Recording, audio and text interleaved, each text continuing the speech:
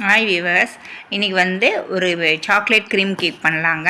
அதுக்கு தேவையான என்னென்னு பார்க்கலாம். ஃபஸ்ட்டு இப்போ நான் 150 கிராம் மாவு எடுத்திருக்கேன். அதுக்கு வந்து 2 முட்டைங்க. இது முட்டை வேணான்னு நீங்கள் தயிர் 1 கப்பு சேர்த்துக்கோங்க. இப்போ ஆர்டினரி வாசனை இல்லாத எண்ணெய் ஒரு 100 மில்லி எண்ணெய் நான் எடுத்திருக்கேன். அதையும் இதில் சேர்த்துக்கலாம்.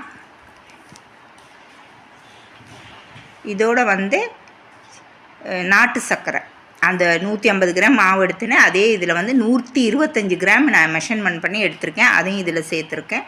கொஞ்சமாக ஆப்ப சோடா. இப்போ இதெல்லாம் போட்டு நல்லா பீட் பண்ணி விட்ருங்க. நம்ம பசங்க ஏதாச்சும் ஈவினிங் ஆனால் ஏதோ ஒன்று கேட்டுக்கிட்டு இருக்குங்க. இந்த மாதிரி நம்ம ஒரு கேக்கை போய் கடையில் வாங்கி கொடுக்குறதுக்கு வீட்டில் சிம்பிளாக ஈஸியாக பண்ணிடலாம். அதனால தான் நம்ம அப்பப்போ நான் பண்ணி கொடுக்குறது என் பையனுக்கு. எனக்கு ஒரே பையன் தான். அந்த பையன் எதுவாச்சும் கேட்டுக்கிட்டு தான் இருப்பான். நான் பண்ணி தான் கொடுத்துக்கிட்டு இருப்பேன். இப்போ வந்து இந்த மாவு சேர்த்துருக்கேன். இதை நல்லா சலித்து வச்சுருந்தேன். இதையும் அதில் சேர்த்துருக்கேன். எல்லாம் ஒன்றா போட்டு மிக்ஸ் பண்ணிக்கலாம். இப்போ வந்து சாக்லேட் பவுடர், இது வந்து சின்ன ஸ்பூனில் 2.5 ஸ்பூன் எடுத்திருக்கேன்.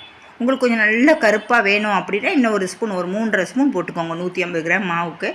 இப்போ லைட்டாக கொஞ்சமாக தேவைப்பட்டால் மட்டும்தான் நீங்கள் பால் ஊற்றணும். இல்லைனா ரொம்ப தண்ணி ஆயிடுச்சுன்னா கேக்கு நல்லா உப்பி வராது. இப்போ பாருங்கள், நல்லா ரெடி ஆயிடுச்சு. ரொம்ப ஃபாஸ்ட்டாக இது ரெடி ஆயிடும். இதில் வந்து நான் வந்து ஆயில் பேப்பர் போடல, லைட்டாக பட்டர் தடவிட்டு மாவு போட்டு டஸ்ட் பண்ணி வச்சுருக்கிறேன். அது இப்போ இதை கொட்டிக்கிடலாம் கேக்கோட இதில். இது வந்து நான் வந்து அடுப்பில் வைக்கலைங்க, கேஸில் அவனில் தான் வைக்கிறேன். 160 டிகிரியில் 40 நிமிஷம் நான் வச்சுருக்கிறேன். இப்போ இது ரெடி ஆகட்டும் கேக்கு. அடுத்து எப்படி இதுக்கு க்ரீம் பண்ணலான்னு பார்க்கலாம். அந்த பாருங்கள், சூப்பராக ரெடி ஆயிடுச்சு.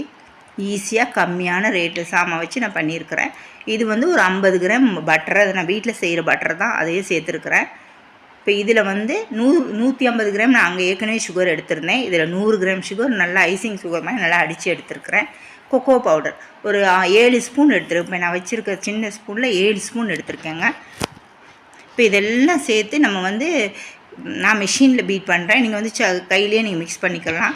க்ரீம் மாதிரி இதை கொண்டு வரணும். அப்போ தான் அந்த கேக்கில் நம்ம நல்லா மேலெல்லாம் அப்ளை பண்ணி ஒரு 10 நிமிஷம் அப்படியே வெயிட் பண்ணிவிட்டு சாப்பிட்டோம்னா சூப்பர் டேஸ்ட் கிடைக்கும். இப்போ பாருங்கள், நல்லா எல்லாமே பீட் பண்ணியாச்சு. இப்போ இதில் லைட்டாக கொஞ்சமாக நம்ம தேவைப்பட்டால் தண்ணி ஊற்றணும். கண்டிப்பாக அதுக்கு ஊற்றணும், ஆனால் லைட்டாக ஊற்றணும். ரொம்ப ஊற்றிடாதீங்க, அப்படியே தண்ணி மாதிரி ஆயிரும். இப்போ இதை நல்லா நம்ம அடித்து எடுத்துக்கலாம். இப்போ பார்த்தீங்க தானே, நம்ம தண்ணி ஊற்றாமல் இருக்கும்போது எப்படி கட்டி கட்டியாக இருந்தது, இப்போ க்ரீம் மாதிரி வந்திருக்குது. இவ்வளவுதாங்க. இது ரொம்ப சிம்பிளாக நம்ம வீட்டிலே பண்ணிடலாம். அந்த கேக்கு டேஸ்ட்டும் நல்லாயிருக்கும். இப்போ இன்றைக்கி நீங்கள் செஞ்சுட்டு அப்படியே வச்சுட்டு நாளைக்கு நீங்கள் சாப்பிட்டீங்கன்னா இன்னும் ரொம்ப டேஸ்ட்டாக இருக்கும். அது ஃபஸ்ட்டு டேயோடு அந்த அந்த க்ரீமெல்லாம் உள்ளே இறங்கி நல்ல ஜூஸியாக நல்ல ஒரு டேஸ்ட் கிடைக்குங்க. சிம்பிளாக நம்ம வீட்டில் பசங்களுக்கு பண்ணி கொடுத்துடலாம். இப்போ பாருங்கள், அந்த ஒரு கேக்கு நான் 2ஆக கட் பண்ணியிருக்கிறேன். இப்போ அந்த க்ரீம் எடுத்து நல்லா நம்ம பூசிக்கலாம், தேவையான அளவு பூசிக்கலாம். நான் கம்மியாக தான் எடுத்துருக்கிறேன், சின்ன கேக்கு தான். உங்களுக்கு வந்து இது வந்து 2 ஒரே ஷேப்பில் வரணும்னா நீங்கள் 2 தட்டு கேக் வைக்கணும். அப்போ தான் அடி பேஸ் மட்டும் நம்ம கட் பண்ணி எடுக்க முடியும். நான் ஒரே இதிலே நான் 2ஐயும் கட் பண்ணி எடுத்துட்டேன். நம்ம வீட்டில் தானே சாப்பிட்றது அதுக்கு அப்படின்றதுக்காக.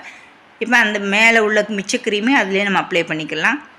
நான் எந்த ஒரு டிசைனும் பண்ணலை, எதுவும் பண்ணலை, சிம்பிளாக தான் பண்ணியிருக்கிறேன். உங்களுக்கு பிடிச்சிருந்தா நீங்கள் இதே மாதிரி பண்ணி பாருங்கள். ரொம்ப டேஸ்டியாக இருக்கும். கேக்கு டிசைன் பெருசிட்டு நம்ம செய்கிற டேஸ்ட் நல்லா இருந்தாலே நமக்கு ரொம்ப பிடிக்கும். இப்போ வந்து இதை நான் ஒரு 10 நிமிஷம் ஃப்ரிட்ஜில் வச்சுருக்கிறேன். வச்சுட்டு எடுத்து கட் பண்ணி காமிக்கிறேன். உங்களுக்கு ஃப்ரிட்ஜில் வேணாம் உடனே நீங்கள் சாப்பிட்லாம் கூட நீங்கள் சாப்பிட்லாம். நான் கொஞ்சம் உள்ளே வச்சுட்டு எடுத்தேன்.